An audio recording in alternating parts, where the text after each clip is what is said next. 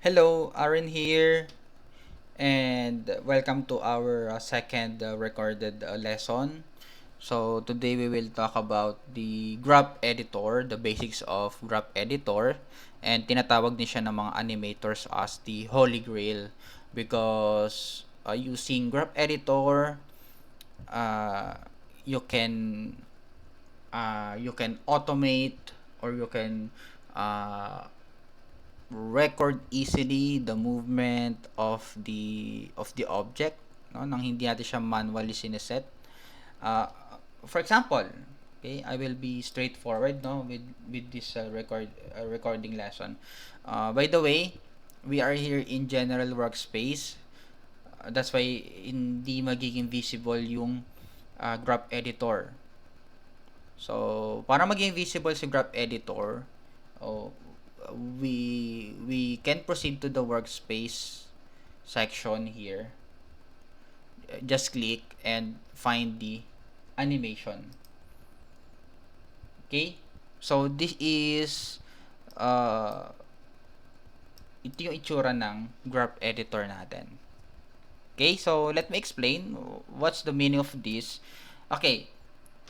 In the horizontal line, you see different values here, like here in the yellow handle, we have here different value 1 2 3 4. So it pertains the speed, it pertains the time. Okay, so same lang naman sila ng value ng timeline natin. Like for example, nag-click ako sa 30 din yung value nito ni graph. And what's the meaning of this value na naka-vertical? So this is the distance. Okay, this is the distance. For example, I will place here a cube.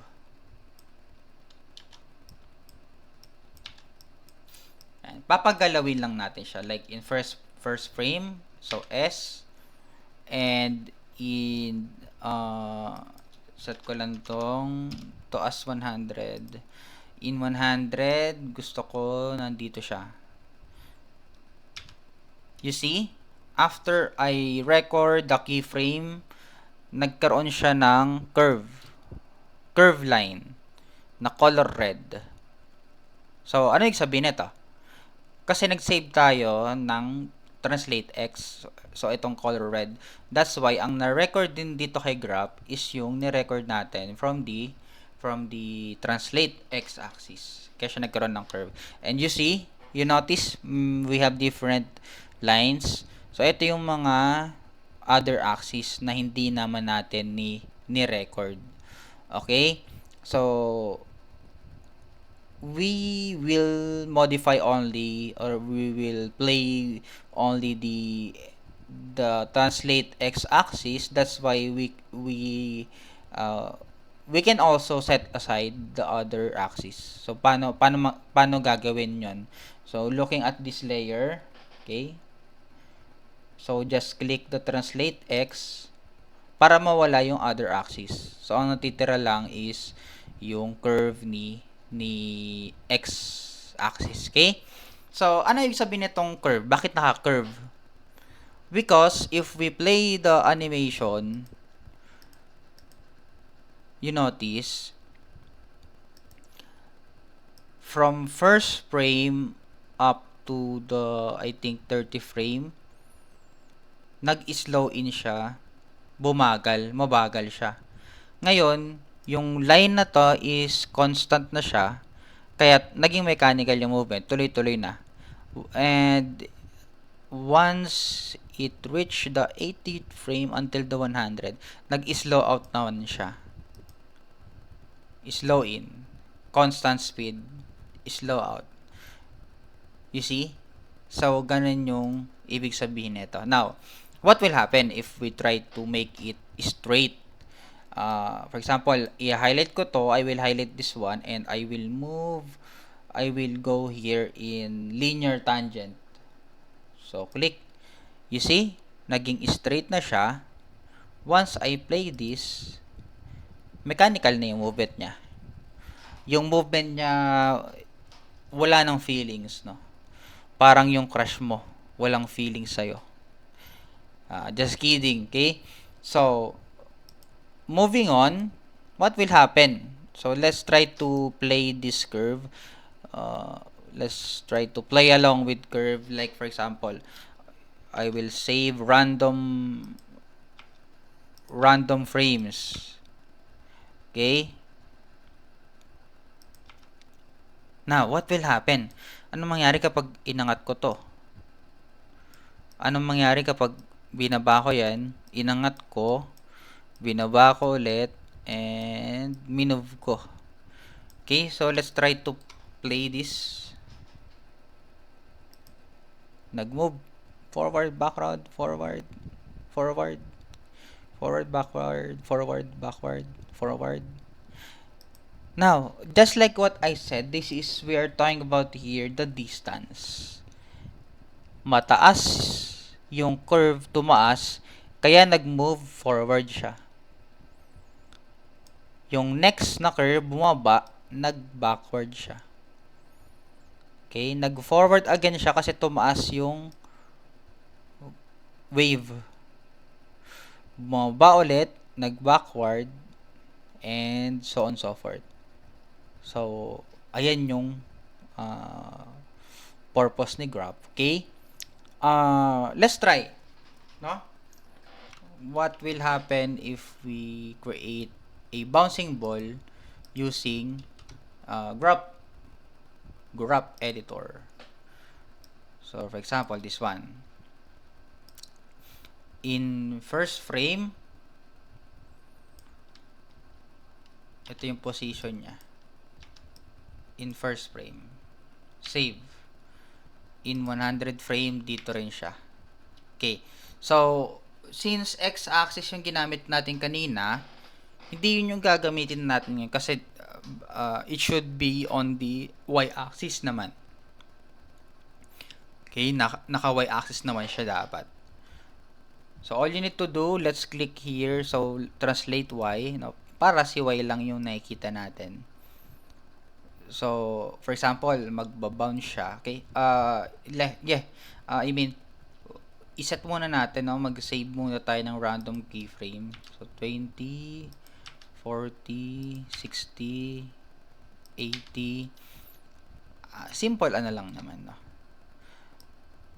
Now, hindi ko isa-set, hindi ako mag-record manually, but instead, si graph na yung galawin ko. Like, iaangat ko lang siya.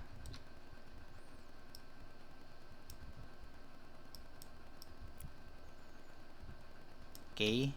Iangat ko lang siya, just like this one. Iaangat ko rin to.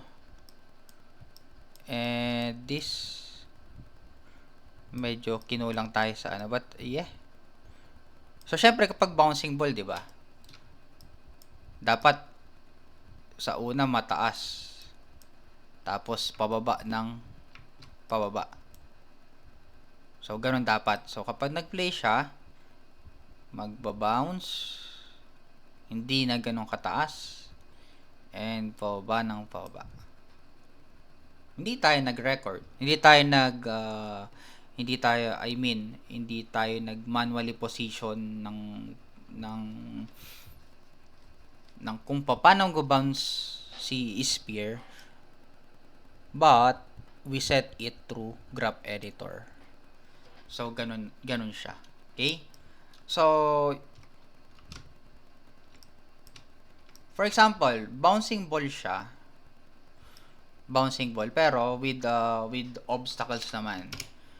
Okay, bouncing ball and obstacles. So, I think this is your activity. So, for those who's absent last time, you can watch it for your reference. Like for example, I have here spear, or let's say I have here 2-cylinder. So this is the the starting line, Okay, this is the starting line.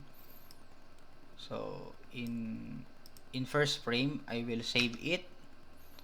Okay, and in 150 frame, dapat makakaabot siya dito sa finish line natin. With obstacles. Like for example, I will place here a torus. Now, kung gusto nating nipisaan, I will go to, pwedeng bumalik tayo sa general workspace. Okay, look for attribute editor here in Polytorus. Set the radius and kung gusto niyo hindi siya magmukhang low poly, you need to adjust the subdivision axis and then resize this. Okay?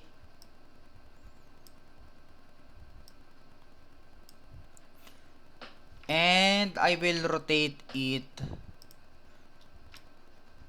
in 90 degree. So rotate Z 90 degree and I will resize it. So kaya siya tinawag na obstacles kasi dito siya magba-bounce. Diyan siya magba-bounce until the sphere reach on the finish line. Okay? So na-record na natin yung position niya.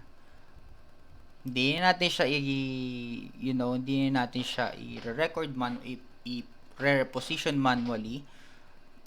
Ang gagawa nun si graph editor. So ano yung gagalaw sa kanya ay translate y. So for example, we will ito yung kailangan natin itong view nito. Okay? So itatantyahin ko lang or isasakto ko siya doon sa first obstacle. So isa-save ko, highlight. So highlight hindi click kasi kapag click madadama yung other handles. So iaangat ko siya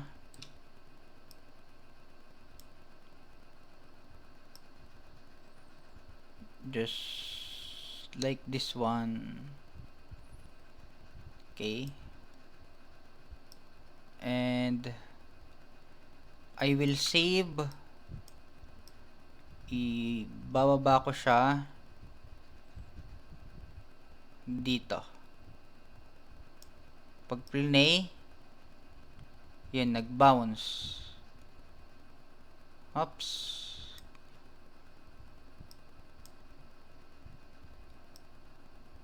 Yan, hanggang dyan lang.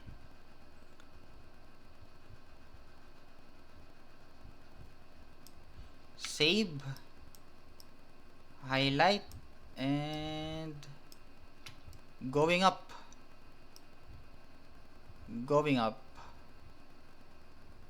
Ayan.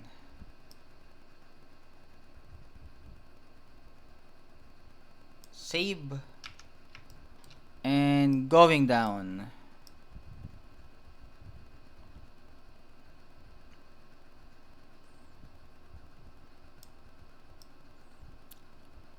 Ayun. So we need to save again here because dapat sumakto siya yun. So I think guys, you can continue this because basically this is your activity. So yun lang, i-continue nyo hanggang makarating siya sa finish line.